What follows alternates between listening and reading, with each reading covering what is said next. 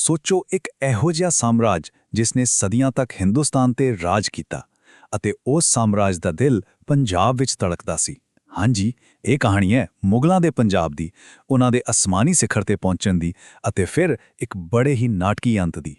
ਪਰ ਸਭ ਤੋਂ ਵੱਡਾ ਸਵਾਲ ਤਾਂ ਇਹੀ ਹੈ ਕਿ ਆਖਿਰ ਲਾਹੌਰ ਮੁਗਲਾਂ ਲਈ ਇੰਨਾ ਜ਼ਿਆਦਾ ਖਾਸ ਕਿਉਂ ਸੀ? ਕਿਉਂ ਵੱਡੇ-ਵੱਡੇ ਬਾਦਸ਼ਾਹ ਆਪਣੀਆਂ ਰਾਜਧਾਨੀਆਂ ਛੱਡ ਕੇ ਪੰਜਾਬ ਦੀ ਧਰਤੀ ਨੂੰ ਆਪਣਾ ਘਰ ਬਣਾ ਰਹੇ ਸਨ? ਤੁਸੀਂ ਜਾਣ ਕੇ ਹੈਰਾਨ ਹੋਵੋਗੇ ਕਿ ਇਸ ਇੱਕ ਸਵਾਲ ਦੇ ਜਵਾਬ ਵਿੱਚ ਹੀ ਪੂਰੇ ਮੁਗਲ ਸਾਮਰਾਜ ਦੇ ਉੱਠਣ ਅਤੇ ਡਿੱਗਣ ਦੀ ਕਹਾਣੀ ਲੁਕੀ ਹੋਈ ਹੈ। ਅੱਜ ਅਸੀਂ ਪੰਜਾਬ ਵਿੱਚ ਮੁਗਲ ਕਾਲ ਦੇ ਲਗਭਗ 200 ਸਾਲਾਂ ਦੇ ਇਤਿਹਾਸ ਨੂੰ ਬੜੇ ਹੀ ਵਿਸਤਾਰ ਨਾਲ ਸਮਝਣ ਵਾਲੇ ਹਾਂ, ਜੋ ਕਿ ਸਰਕਾਰੀ ਪ੍ਰੀਖਿਆਵਾਂ ਲਈ ਇੱਕ ਬਹੁਤ ਹੀ ਮਹੱਤਵਪੂਰਨ ਵਿਸ਼ਾ ਹੈ। ਅਸੀਂ ਦੇਖਾਂਗੇ ਕਿ ਇਸ ਦਾ ਉਭਾਰ ਕਿਵੇਂ ਹੋਇਆ, ਇਸ ਦਾ ਸੁਨਹਿਰੀ ਯੁੱਗ ਕਿਹੋ ਜਿਹਾ ਸੀ ਅਤੇ ਫਿਰ ਇਸ ਦਾ ਨਾਟਕੀ ਪਤਨ ਕਿਵੇਂ ਹੋਇਆ। Welcome to mission Punjab exams, ਮੈਂ ਹਾਂ ਗਿਆਨ। ਤਾਂ ਅੱਜ ਦੇ ਆਪਣੇ ਸਫ਼ਰ ਦਾ ਰੋਡ ਮੈਪ ਕੀ ਹੈ? ਦੇਖੋ, ਸਭ ਤੋਂ ਪਹਿਲਾਂ ਅਸੀਂ ਮੁਗਲ ਰਾਜ ਦੀ ਸ਼ੁਰੂਆਤ ਨੂੰ ਦੇਖਾਂਗੇ, ਫਿਰ ਅਸੀਂ ਉਹਨਾਂ ਦੇ ਸੁਨਹਿਰੀ ਦੌਰ ਅਤੇ ਉਹਨਾਂ ਦੇ ਕਮਾਲ ਦੇ ਪ੍ਰਸ਼ਾਸਨ ਨੂੰ ਸਮਝਾਂਗੇ। ਇਸ ਤੋਂ ਬਾਅਦ ਟਕਰਾਅ ਤੇ ਸੰਘਰਸ਼ ਦੇ ਦੌਰ ਤੇ ਗੱਲ ਕਰਾਂਗੇ ਅਤੇ ਫਿਰ ਉਸ ਮਹਾਨ ਪਤਨ ਦੇ ਕਾਰਨਾਂ ਨੂੰ ਖੰਗਾਲਾਂਗੇ। ਅਤੇ ਹਾਂ, ਅੰਤ ਵਿੱਚ ਅਸੀਂ ਇਮਤਿਹਾਨ ਲਈ ਕੁਝ ਖਾਸ ਨੁਕਤਿਆਂ ਅਤੇ ਕੁਝ ਮਿੱਥਾਂ ਦੀ ਅਸਲੀਅਤ ਤੇ ਵੀ ਨਜ਼ਰ ਮਾਰਾਂਗੇ। ਚਲੋ ਫਿਰ ਸ਼ੁਰੂ ਕਰਦੇ ਹਾਂ। ਚਲੋ ਇਸ ਕਹਾਣੀ ਦੀ ਸ਼ੁਰੂਆਤ ਵਿੱਚ ਚੱਲਦੇ ਹਾਂ। ਤੁਹਾਨੂੰ ਇਹ ਸਮਝਣਾ ਪਵੇਗਾ ਕਿ ਪੰਜਾਬ ਮੁਗਲਾਂ ਲਈ ਸਿਰਫ ਇੱਕ ਸੂਬਾ ਨਹੀਂ ਸੀ, ਇਹ ਤਾਂ ਸਮਝੋ ਕਿ ਪੂਰੇ ਮੁਗਲ ਸਾਮਰਾਜ ਲਈ ਇੱਕ ਲਾਂਚ ਪੈਡ ਸੀ। ਤੁਸੀਂ ਦੇਖੋ, ਮੱਧ ਏਸ਼ੀਆ ਤੋਂ ਜਿੰਨੇ ਵੀ ਹਮਲਾਵਰ ਆਉਂਦੇ ਸਨ, ਉਹਨਾਂ ਲਈ ਪੰਜਾਬ ਹੀ ਹਿੰਦੁਸਤਾਨ ਦਾ ਐਂਟਰੀ ਗੇਟ ਸੀ, ਪ੍ਰਵੇਸ਼ ਦੁਆਰ ਸੀ। ਇਸ ਦੀ ਰਣਨੀਤਿਕ ਸਥਿਤੀ ਇੰਨੀ ਜ਼ਿਆਦਾ ਮਹੱਤਵਪੂਰਨ ਸੀ ਕਿ ਦਿੱਲੀ ਦੀ ਗੱਦੀ ਲਈ ਲਗਭਗ ਸਾਰੀਆਂ ਫੈਸਲਾਕੁਨ ਲੜਾਈਆਂ ਪੰਜਾਬ ਦੀ ਧਰਤੀ ਤੇ ਹੀ ਲੜੀਆਂ ਗਈਆਂ। ਤਾਂ ਕਹਾਣੀ ਸ਼ੁਰੂ ਹੁੰਦੀ ਹੈ 1526 ਵਿੱਚ ਪਾਣੀਪਤ ਦੀ ਪਹਿਲੀ ਲੜਾਈ ਨਾਲ, ਜਿੱਥੇ ਬਾਬਰ ਨੇ ਜਿੱਤ ਹਾਸਿਲ ਕਰਕੇ ਮੁਗਲ ਸਾਮਰਾਜ ਦੀ ਨੀਂਹ ਰੱਖੀ। ਉਸਦੇ ਬੇਟੇ ਹੁਮਾਯੂੰ ਦਾ ਰਾਜ ਕਾਫੀ ਉਥਲ-ਪੁਥਲ ਭਰਿਆ ਸੀ। ਦੇਖੋ, ਪਹਿਲਾਂ ਉਸਨੇ ਪੰਜਾਬ ਨੂੰ ਸ਼ੇਰ ਸ਼ਾਹ ਸੂਰੀ ਤੋਂ ਗਵਾ ਦਿੱਤਾ, ਪਰ ਫਿਰ 1555 ਵਿੱਚ ਸਰਹਿੰਦ ਦੀ ਲੜਾਈ ਵਿੱਚ ਇਸ ਨੂੰ ਦੁਬਾਰਾ ਜਿੱਤ ਲਿਆ, ਜਿਸ ਨਾਲ ਇੱਕ ਵਧੇਰੇ ਸਥਿਰ ਯੁੱਗ ਲਈ ਰਾਹ ਸਾਫ਼ ਹੋ ਗਿਆ। ਹੁਣ ਗੱਲ ਕਰਦੇ ਹਾਂ ਮੁਗਲ ਸ਼ਕਤੀ ਦੇ ਸਿਖਰ ਦੀ, ਯਾਨੀ ਕਿ ਗੋਲਡਨ ਪੀਰੀਅਡ ਦੀ। ਇਸ ਦੌਰ ਦਾ ਸਾਰਾ ਸਿਹਰਾ ਬਾਦਸ਼ਾਹ ਅਕਬਰ ਦੀ ਕਮਾਲ ਦੀ ਸੂਝ-ਬੂਝ ਨੂੰ ਜਾਂਦਾ ਹੈ, ਜਿਸ ਨੇ ਪੰਜਾਬ ਤੇ ਆਪਣਾ ਕੰਟਰੋਲ ਬੜੀ ਹੀ ਮਜ਼ਬੂਤੀ ਨਾਲ ਸਥਾਪਿਤ ਕੀਤਾ। ਅੱਛਾ, ਹੁਣ ਇਹ ਪੁਆਇੰਟ ਨੋਟ ਕਰਨੋ, ਪ੍ਰੀਖਿਆ ਦੇ ਨਜ਼ਰੀਏ ਤੋਂ ਬਹੁਤ ਜ਼ਰੂਰੀ ਹੈ। ਅਕਬਰ ਨੇ 1585 ਤੋਂ 1598 ਤੱਕ ਲਾਹੌਰ ਨੂੰ ਮੁਗਲ ਸਾਮਰਾਜ ਦੀ ਰਾਜਧਾਨੀ ਬਣਾਇਆ। ਹੁਣ ਸਵਾਲ ਇਹ ਹੈ ਕਿ ਕਿਉਂ? ਇਹ ਕਦਮ ਅਸਲ ਵਿੱਚ ਸਰਹੱਦੀ ਕਬੀਲਿਆਂ ਅਤੇ ਕਾਬੁਲ ਤੇ ਕਸ਼ਮੀਰ ਵਰਗੇ ਅਸ਼ਾਂਤ ਸੂਬਿਆਂ ਤੇ ਪੂਰੀ ਨਜ਼ਰ ਰੱਖਣ ਲਈ ਚੁੱਕਿਆ ਗਿਆ ਸੀ। ਬਹੁਤ ਹੀ ਚਾਲਾਕੀ ਵਾਲਾ ਕਦਮ ਸੀ। ਅਕਬਰ ਨੇ ਪ੍ਰਸ਼ਾਸਨ ਨੂੰ ਬਿਹਤਰ ਬਣਾਉਣ ਲਈ ਮਨਸਬਦਾਰੀ ਸਿਸਟਮ ਸ਼ੁਰੂ ਕੀਤਾ। ਜ਼ਰਾ ਸੋਚੋ, ਇਹ ਕਿੰਨੀ ਕ੍ਰਾਂਤੀਕਾਰੀ ਗੱਲ ਸੀ। ਇਸ ਸਿਸਟਮ ਵਿੱਚ ਅਫਸਰਾਂ ਨੂੰ ਉਹਨਾਂ ਦੀ ਸੇਵਾ ਦੇ ਬਦਲੇ ਅਹੁਦੇ ਅਤੇ ਜਾਗੀਰਾਂ ਦਿੱਤੀਆਂ ਜਾਂਦੀਆਂ ਸਨ। ਮਤਲਬ ਕਿ ਇਹ ਸਿਸਟਮ ਜਨਮ ਤੇ ਨਹੀਂ ਬਲਕਿ ਕਾਬਲੀਅਤ ਤੇ ਆਧਾਰਿਤ ਸੀ। ਇਸ ਨਾਲ ਸਾਮਰਾਜ ਦੀ ਫੌਜ ਅਤੇ ਅਮੀਰ ਉਮਰਾਂ ਨੂੰ ਬੜੇ ਵਧੀਆ ਢੰਗ ਨਾਲ ਸੰਗਠਿਤ ਕੀਤਾ ਗਿਆ। ਇਸ ਦੇ ਨਾਲ ਹੀ ਜ਼ਬਤ ਸਿਸਟਮ ਲਾਗੂ ਕੀਤਾ ਗਿਆ। ਜ਼ਰਾ ਕਲਪਨਾ ਕਰੋ, ਉਸ ਸਮੇਂ ਵਿੱਚ ਜ਼ਮੀਨ ਨੂੰ ਮਾਪਣਾ, ਉਸ ਨੂੰ ਵੱਖ-ਵੱਖ ਕਿਸਮਾਂ ਵਿੱਚ ਵੰਡਣਾ ਅਤੇ ਫਿਰ ਇੱਕ ਫਿਕਸਡ ਰੈਵਨਿਊ ਰੇਟ ਲਗਾਉਣਾ ਕਿੰਨਾ ਵੱਡਾ ਕੰਮ ਹੋਵੇਗਾ। ਇਸ ਨਾਲ ਪੰਜਾਬ ਦੀ ਉਪਜਾਊ ਧਰਤੀ ਤੋਂ ਰਾਜ ਨੂੰ ਇੱਕ ਸਥਿਰ ਆਮਦਨ ਮਿਲਣੀ ਸ਼ੁਰੂ ਹੋ ਗਈ।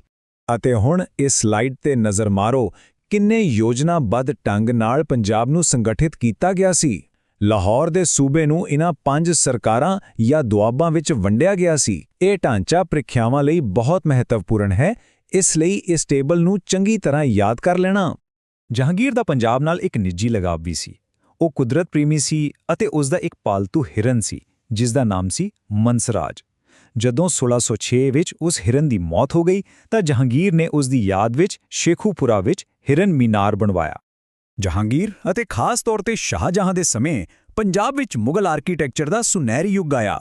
ਲਾਹੌਰ ਨੂੰ ਸ਼ਾਲੀਮਾਰ ਬਾਗ, ਵਜ਼ੀਰ ਖਾਨ ਮਸਜਿਦ ਅਤੇ ਬਾਅਦ ਵਿੱਚ ਔਰੰਗਜ਼ੇਬ ਦੁਆਰਾ ਬਣਵਾਈ ਗਈ ਬਾਦਸ਼ਾਹੀ ਮਸਜਿਦ ਵਰਗੀਆਂ ਸ਼ਾਨਦਾਰ ਇਮਾਰਤਾਂ ਨਾਲ ਸ਼ਿੰਗਾਰਿਆ ਗਿਆ ਸੀ। ਇਹ ਅੱਜ ਵੀ ਉਸ ਦੌਰ ਦੀ ਸ਼ਾਨ ਬਿਆਨ ਕਰਦੀਆਂ ਹਨ। ਸਭ ਕੁਝ ਬਹੁਤ ਵਧੀਆ ਚੱਲ ਰਿਹਾ ਸੀ, ਪਰ ਫਿਰ ਇਤਿਹਾਸ ਨੇ ਇੱਕ ਅਜਿਹਾ ਮੋੜ ਲਿਆ ਜਿਸ ਨੇ ਪੰਜਾਬ ਦੀ ਤਕਦੀਰ ਹਮੇਸ਼ਾ ਲਈ ਬਦਲ ਕੇ ਰੱਖ ਦਿੱਤੀ। ਸਾਲ 1606 ਵਿੱਚ ਬਾਦਸ਼ਾਹ ਜਹਾਂਗੀਰ ਨੇ 5ਵੇਂ ਸਿੱਖ ਗੁਰੂ ਸ਼੍ਰੀ ਗੁਰੂ ਅਰਜਨ ਦੇਵ ਜੀ ਦੀ ਸ਼ਹਾਦਤ ਦਾ ਹੁਕਮ ਦਿੱਤਾ। ਭਾਵੇਂ ਜਹਾਂਗੀਰ ਦੀਆਂ ਆਪਣੀਆਂ ਲਿਖਤਾਂ ਇਸ ਦੇ ਪਿੱਛੇ ਸਿਆਸੀ ਕਾਰਨ ਦੱਸਦੀਆਂ ਹਨ, ਜਿਵੇਂ ਕਿ ਉਸ ਦੇ ਪੁੱਤਰ ਖੁਸਰੋ ਦਾ ਵਿਦਰੋਹ, ਪਰ ਇਸ ਇੱਕ ਘਟਨਾ ਨੇ ਮੁਗਲਾਂ ਅਤੇ ਸਿੱਖਾਂ ਵਿਚਕਾਰ ਇੱਕ ਲੰਮੇ ਅਤੇ ਕੌੜੇ ਸੰਘਰਸ਼ ਦੀ ਨੀਂਹ ਰੱਖ ਦਿੱਤੀ। ਇੱਥੇ ਦੋ ਬਾਦਸ਼ਾਹਾਂ ਦੀ ਸੋਚ ਵਿੱਚ ਜ਼ਮੀਨ ਅਸਮਾਨ ਦਾ ਫਰਕ ਸਾਫ਼ ਦਿਸਦਾ ਹੈ। ਇੱਕ ਪਾਸੇ ਅਕਬਰ ਦੀ ਨੀਤੀ ਸੀ ਜੋ ਧਾਰਮਿਕ ਸਹਿਨਸ਼ੀਲਤਾ ਨੂੰ ਵਧਾਵਾ ਦਿੰਦੀ ਸੀ। ਦੂਜੇ ਪਾਸੇ ਔਰੰਗਜ਼ੇਬ ਦੀਆਂ ਸਖਤ ਇਸਲਾਮੀ ਨੀਤੀਆਂ ਸਨ, ਜਿਨ੍ਹਾਂ ਨੇ ਕਈ ਗੈਰ ਮੁਸਲਿਮ ਭਾਈਚਾਰਿਆਂ ਨੂੰ ਬੇਗਾਨਾ ਕਰ ਦਿੱਤਾ, ਜਿਸ ਨਾਲ ਤਣਾਅ ਆਪਣੇ ਸਿਖਰ ਤੇ ਪਹੁੰਚ ਗਿਆ। ਦੂਜਾ ਵੱਡਾ ਝਟਕਾ 1675 ਵਿੱਚ ਲੱਗਾ, ਜਦੋਂ ਔਰੰਗਜ਼ੇਬ ਦੇ ਹੁਕਮਾਂ ਤੇ 9ਵੇਂ ਸਿੱਖ ਗੁਰੂ ਸ੍ਰੀ ਗੁਰੂ ਤੇਗ ਬਹਾਦਰ ਜੀ ਨੂੰ ਦਿੱਲੀ ਵਿੱਚ ਸ਼ਹੀਦ ਕਰ ਦਿੱਤਾ ਗਿਆ। ਇਸ ਘਟਨਾ ਨੇ ਸਿੱਖ ਕੌਮ ਨੂੰ ਧਾਰਮਿਕ ਆਜ਼ਾਦੀ ਦੀ ਰੱਖਿਆ ਲਈ ਹੋਰ ਵੀ ਮਜ਼ਬੂਤੀ ਨਾਲ ਇਕਜੁੱਟ ਕਰ ਦਿੱਤਾ। ਅਤੇ ਦਹਾਕਿਆਂ ਤੋਂ ਚੱਲ ਰਹੇ ਇਸ ਜ਼ੁਲਮ ਦਾ ਇੱਕ ਨਿਰਣਾਇਕ ਜਵਾਬ ਦਿੱਤਾ ਗਿਆ ਸਾਲ 1699 ਵਿੱਚ। ਇਹ ਉਹ ਸਾਲ ਸੀ ਜਿਸ ਨੇ ਸਭ ਕੁਝ ਬਦਲ ਦਿੱਤਾ। ਇਹ ਉਹ ਸਾਲ ਸੀ ਜਦੋਂ ਸ੍ਰੀ ਗੁਰੂ ਗੋਬਿੰਦ ਸਿੰਘ ਜੀ ਨੇ ਖਾਲਸਾ ਪੰਥ ਦੀ ਸਥਾਪਨਾ ਕੀਤੀ। ਖਾਲਸਾ ਦੀ ਸਿਰਜਣਾ ਕੋਈ ਆਮ ਘਟਨਾ ਨਹੀਂ ਸੀ, ਇਹ ਇੱਕ ਇਤਿਹਾਸਿਕ ਬਦਲਾਅ ਸੀ। ਇਸ ਨੇ ਸਿੱਖ ਸੰਘਰਸ਼ ਨੂੰ ਇੱਕ ਰਸਮੀ ਫੌਜੀ ਅਤੇ ਅਧਿਆਤਮਿਕ ਪਹਿਚਾਣ ਦਿੱਤੀ।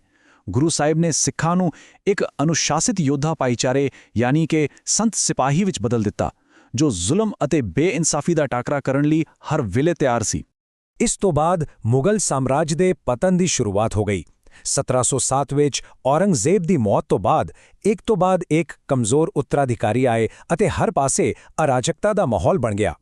ਅਤੇ ਇਸੇ ਦੌਰ ਵਿੱਚ ਉਭਾਰ ਹੋਇਆ ਬਾਬਾ ਬੰਦਾ ਸਿੰਘ ਬਹਾਦਰ ਦਾ, ਜਿਨ੍ਹਾਂ ਨੂੰ ਖੁਦ ਸ੍ਰੀ ਗੁਰੂ ਗੋਬਿੰਦ ਸਿੰਘ ਜੀ ਨੇ ਆਸ਼ੀਰਵਾਦ ਦੇ ਕੇ ਪੰਜਾਬ ਭੇਜਿਆ ਸੀ।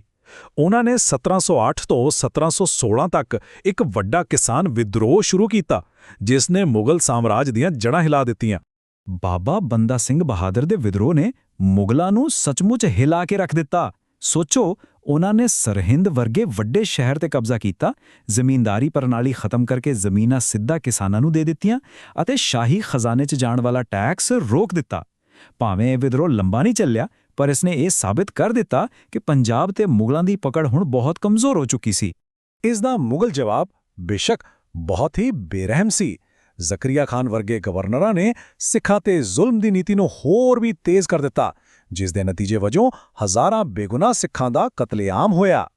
ਇਸੇ ਜ਼ੁਲਮ ਦੇ ਦੌਰ ਦੀ ਇੱਕ ਸ਼ਕਤੀਸ਼ਾਲੀ ਗਾਥਾ ਹੈ ਭਾਈ ਤਾਰੂ ਸਿੰਘ ਜੀ ਦੀ ਸ਼ਹਾਦਤ। ਜਦੋਂ ਉਨ੍ਹਾਂ ਦੀ ਖੋਪੜੀ ਉਤਾਰ ਦਿੱਤੀ ਗਈ ਤਾਂ ਉਨ੍ਹਾਂ ਨੇ ਜ਼ਕਰੀਆ ਖਾਨ ਨੂੰ ਸਰਾਪ ਦਿੱਤਾ ਅਤੇ ਇਤਿਹਾਸ ਦੱਸਦਾ ਹੈ ਕਿ 22 ਦਿਨਾਂ ਬਾਅਦ ਜ਼ਕਰੀਆ ਖਾਨ ਦੀ ਮੌਤ ਇੱਕ ਦਰਦਨਾਕ ਬਿਮਾਰੀ ਤੋਂ ਰਾਹਤ ਪਾਉਣ ਲਈ ਆਪਣੇ ਹੀ ਸਿਰ ਤੇ ਜੁੱਤੀਆਂ ਮਾਰਨ ਨਾਲ ਹੋਈ। ਇੱਕ ਪਾਸੇ ਅੰਦਰੂਨੀ ਬਗਾਵਤਾਂ ਅਤੇ ਦੂਜੇ ਪਾਸੇ ਬਾਹਰੀ ਹਮਲੇ। ਢਹਿ-ਢੇਰੀ ਹੋ ਰਹੇ ਸਾਮਰਾਜ ਨੂੰ ਈਰਾਨ ਦੇ ਨਾਦਰ ਸ਼ਾਹ 1739 ਅਤੇ ਅਫਗਾਨਿਸਤਾਨ ਦੇ ਅਹਿਮਦ ਸ਼ਾਹ ਅਬਦਾਲੀ ਦੇ ਵਾਰ-ਵਾਰ ਹੋਣ ਵਾਲੇ ਹਮਲਿਆਂ ਨੇ ਪੂਰੀ ਤਰ੍ਹਾਂ ਤਬਾਹ ਕਰਕੇ ਰੱਖ ਦਿੱਤਾ। ਬਾਬਾ ਵਾਰਿਸ ਸ਼ਾਹ ਦੀ ਇਹ ਮਸ਼ਹੂਰ ਕਹਾਵਤ ਉਸ ਸਮੇਂ ਦੇ ਪੰਜਾਬ ਦੀ ਹਾਲਤ ਨੂੰ ਬਿਲਕੁਲ ਸਹੀ ਬਿਆਨ ਕਰਦੀ ਹੈ। ਮਤਲਬ ਕਿ ਹਰ ਪਾਸੇ ਅਰਾਜਕਤਾ ਸੀ। ਆਮ ਲੋਕ ਸੋਚਦੇ ਸਨ ਕਿ ਜੋ ਕੁਝ ਉਹ ਖਾ ਪੀ ਲੈਣ ਬਸ ਉਹੀ ਉਹਨਾਂ ਦਾ ਹੈ, ਬਾਕੀ ਤਾਂ ਹਮਲਾਵਰ ਅਹਿਮਦ ਸ਼ਾਹ ਨੇ ਲੁੱਟ ਕੇ ਲਈ ਜਾਣਾ ਹੈ।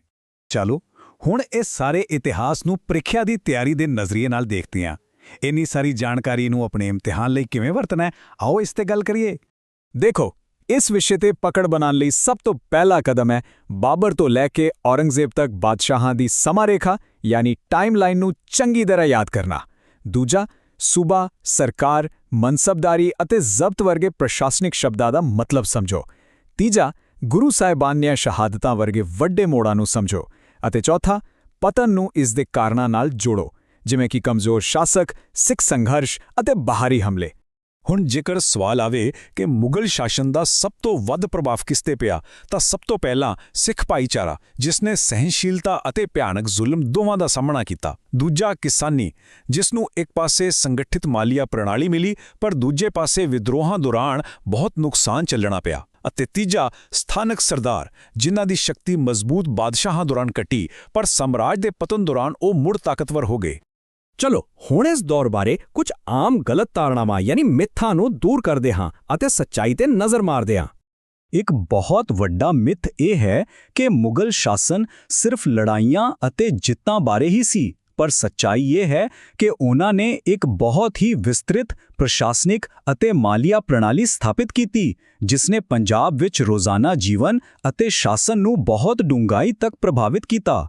ਦੂਜੀ ਗਲਤ ਧਾਰਨਾ ਇਹ ਹੈ ਕਿ ਔਰੰਗਜ਼ੇਬ ਦੀ ਮੌਤ ਤੋਂ ਬਾਅਦ ਪੰਜਾਬ ਵਿੱਚ ਮੁਗਲ ਰਾਜ ਅਚਾਨਕ ਟਹਿ ਗਿਆ। ਨਹੀਂ, ਅਸਲੀਅਤ ਇਹ ਹੈ ਕਿ ਇਹ ਇੱਕ ਹੌਲੀ, ਦਹਾਕਿਆਂ ਲੰਮੀ ਗਿਰਾਵਟ ਸੀ। ਇਸ ਦੇ ਪਿੱਛੇ ਅੰਦਰੂਨੀ ਬਗਾਵਤਾਂ, ਸਿੱਖ ਸ਼ਕਤੀ ਦਾ ਉਭਾਰ, ਕਮਜ਼ੋਰ ਸ਼ਾਸਕ ਅਤੇ ਬਾਹਰੀ ਹਮਲੇ ਵਰਗੇ ਕਈ ਕਾਰਨ ਸਨ। ਚਲੋ ਇੱਕ ਵਾਰ ਫੇਰ ਸਭ ਤੋਂ ਮਹੱਤਵਪੂਰਨ ਨੁਕਤਿਆਂ ਤੇ ਨਜ਼ਰ ਮਾਰਦੇ ਹਾਂ। ਪਹਿਲਾ, ਪੰਜਾਬ ਮੁਗਲਾਂ ਲਈ ਭਾਰਤ ਦਾ ਰਣਨੀਤਿਕ ਗੇਟਵੇ ਸੀ। ਦੂਜਾ, ਲਾਹੌਰ ਅਕਬਰ ਦੇ ਅਧੀਨ ਸ਼ਾਹੀ ਰਾਜਧਾਨੀ ਬਣਿਆ। ਤੀਜਾ, ਗੁਰੂ ਅਰਜਨ ਦੇਵ ਜੀ ਅਤੇ ਗੁਰੂ ਤੇਗ ਬਹਾਦਰ ਜੀ ਦੀਆਂ ਸ਼ਹਾਦਤਾਂ ਮੁਗਲ ਸਿੱਖ ਸਬੰਧਾਂ ਵਿੱਚ ਵੱਡੇ ਮੋੜ ਸਨ। ਚੌਥਾ, ਬੰਦਾ ਸਿੰਘ ਬਹਾਦਰ ਦਾ ਵਿਦਰੋਹ ਪਹਿਲੀ ਵੱਡੀ ਸਿਆਸੀ ਚੁਣੌਤੀ ਸੀ। ਅਤੇ ਪੰਜਵਾਂ, ਸਾਮਰਾਜ ਕਮਜ਼ੋਰ ਸ਼ਾਸਕਾਂ, ਸਿੱਖ ਵਿਦਰੋਹਾਂ ਅਤੇ ਵਿਦੇਸ਼ੀ ਹਮਲਿਆਂ ਕਾਰਨ ਖਤਮ ਹੋ ਗਿਆ। ਜੇਕਰ ਪੂਰੇ ਵਿਸ਼ਲੇਸ਼ਣ ਨੂੰ ਸਿਰਫ ਇੱਕ ਲਾਈਨ ਵਿੱਚ ਯਾਦ ਰੱਖਣਾ ਹੋਵੇ ਤਾਂ ਉਹ ਇਹ ਹੈ, ਪੰਜਾਬ ਵਿੱਚ ਮੁਗਲ ਰਾਜ ਬਾਬਰ ਨਾਲ ਸ਼ੁਰੂ ਹੋਇਆ, ਅਕਬਰ ਦੇ ਅਧੀਨ ਸਿਖਰ ਤੇ ਪਹੁੰਚਿਆ, ਜਹਾਂਗੀਰ ਤੋਂ ਬਾਅਦ ਸਿੱਖਾਂ ਦੇ ਵਿਰੋਧ ਦਾ ਸਾਹਮਣਾ ਕੀਤਾ ਅਤੇ ਔਰੰਗਜ਼ੇਬ ਤੋਂ ਬਾਅਦ ਹਮਲਿਆਂ ਅਤੇ ਸਿੱਖ ਵਿਦਰੋਹ ਕਾਰਨ ਇਸ ਦਾ ਪਤਨ ਹੋਇਆ। ਇਸ ਨੂੰ ਯਾਦ ਰੱਖਣਾ। ਅਤੇ ਜਾਂਦੇ ਤੁਹਾਡੇ ਲਈ ਇੱਕ ਵਿਚਾਰਸ਼ੀਲ ਸਵਾਲ, ਜੇ ਔਰੰਗਜ਼ੇਬ ਦੀਆਂ ਨੀਤੀਆਂ ਵੱਖਰੀਆਂ ਹੁੰਦੀਆਂ ਤਾਂ ਕੀ ਪੰਜਾਬ ਦਾ ਇਤਿਹਾਸ ਕੁਝ ਹੋਰ ਹੁੰਦਾ? ਇਸ ਸਵਾਲ ਤੇ ਜ਼ਰੂਰ ਸੋਚਣਾ ਅਤੇ ਆਪਣੇ ਵਿਚਾਰ ਸਾਨੂੰ ਕਮੈਂਟਸ ਵਿੱਚ ਦੱਸਣਾ। ਇਹ ਸਾਨੂੰ ਇਤਿਹਾਸ ਦੇ ਜੇ ਤਾਂ ਵਾਲੇ ਪੜਾਂ ਬਾਰੇ ਸੋਚਣ ਲਈ ਮਜਬੂਰ ਕਰਦਾ ਹੈ। ਯਾਦ ਰੱਖੋ, ਇਤਿਹਾਸ ਨੂੰ ਸਮਝਣਾ ਹੀ ਸਾਡੇ ਵਰਤਮਾਨ ਅਤੇ ਭਵਿੱਖ ਨੂੰ ਬਿਹਤਰ ਬਣਾ ਸਕਦਾ ਹੈ। ਅਜਿਹੇ ਹੋਰ ਜਾਣਕਾਰੀ ਭਰਪੂਰ ਵਿਸ਼ਲੇਸ਼ਣ ਲਈ ਮਿਸ਼ਨ ਪੰਜਾਬ ਐਗਜ਼ਾਮਸ ਨਾਲ ਜੁੜੇ ਰਹੋ। ਜੇਕਰ ਇਹ ਜਾਣਕਾਰੀ ਚੰਗੀ ਲੱਗੀ ਹੋਵੇ ਤਾਂ ਇਸ ਨੂੰ ਲਾਈਕ ਅਤੇ ਸ਼ੇਅਰ ਜ਼ਰੂਰ ਕਰਨਾ ਅਤੇ ਹਾਂ, ਹੋਰ ਅਪਡੇਟਸ ਲਈ ਸਾਡੇ ਚੈਨਲ ਨੂੰ ਸਬਸਕ੍ਰਾਈਬ ਕਰਕੇ ਬੈਲ ਆਈਕਨ ਤੇ ਕਲਿੱਕ ਕਰਨਾ ਨਾ ਭੁੱਲਣਾ। ਧੰਨਵਾਦ।